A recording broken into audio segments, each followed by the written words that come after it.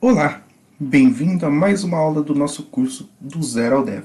Nessa aula, a gente vai dar uma pausa sobre os conceitos de estrutura de decisão e a gente vai passar um conceito, né, um recurso muito importante que a gente utiliza bastante na área de programação. Não deve ser utilizado muito, né, com a questão das regras, né, de programação, mas a gente acaba utilizando até para descrever o que uma determinada função faz, ou até mesmo para que a gente consiga tirar dúvida, né?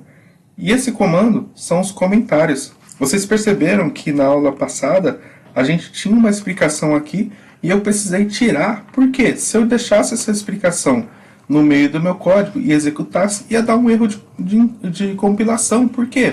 Esse texto aqui não é um texto entendível pelo compilador, né? Então, ele ia dar um erro de compilação porque ele não entender isso daqui. Então, com os comentários, a gente consegue deixar no nosso código essa informação aqui, para ficar mais claro até para o desenvolvedor, né? Então, se a gente vier aqui e deixar como um comentário, a gente consegue enviar essa informação. Então, existem duas formas da gente trabalhar com comentários. Então, a gente tem o comentário que a gente chama de inline, ou seja, eu posso colocar aqui, ó, regras de perfis do sistema. Então a gente tem um texto aqui, ele é simplesmente um comentário. Então, o que seria um inline? É o barra barra. Então, dessa forma, a gente comenta, deixa comentado, e o compilador ele vai entender que isso daqui não faz parte disso daqui. Então ele não entende isso como um comando que vai gerar uma ação, e sim um comando que é um comentário, é simplesmente um descritivo, né?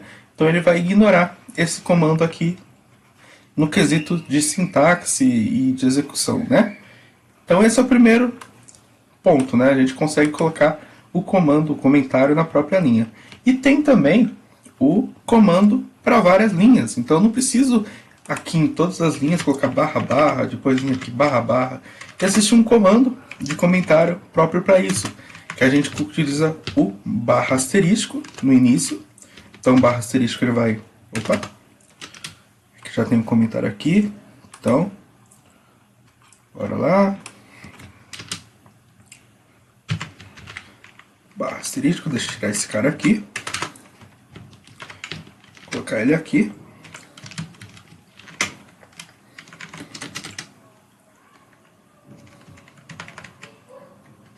Será que deu problema aqui no... Deixa eu atualizar aqui a página.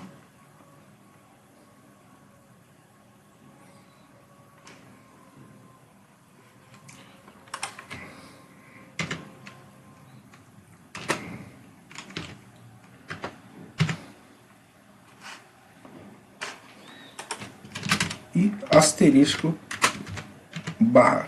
Então, esse comando barra asterisco e asterisco barra, ele é utilizado para que a gente comente mais de uma linha.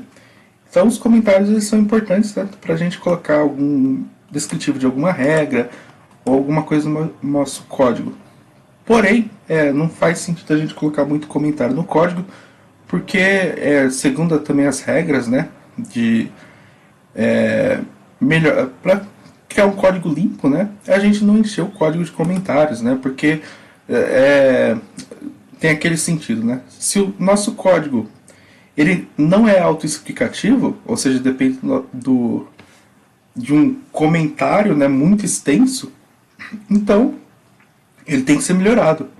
Então, por isso, quando vocês estudarem código limpo, vocês vão passar sobre essa regra, para o não uso de tantos comentários dentro do código para, vamos pensar, se eu criei uma variável x, eu não preciso descrever ou comentar o significado dessa variável. O próprio nome da variável ele tem que ser condizente ao que ela faz. Então são algumas regrinhas de código limpo que a gente acaba utilizando dentro do código. Mas quando se tratar de alguma regra, ou seja, uma função que determina uma regra, seja uma regra de negócio, vale a pena, até para passar para um outro desenvolvedor, se você estiver trabalhando com uma equipe, a regra e o motivo da criação daquela função, ou a função de determinados parâmetros que aquela função recebe, né?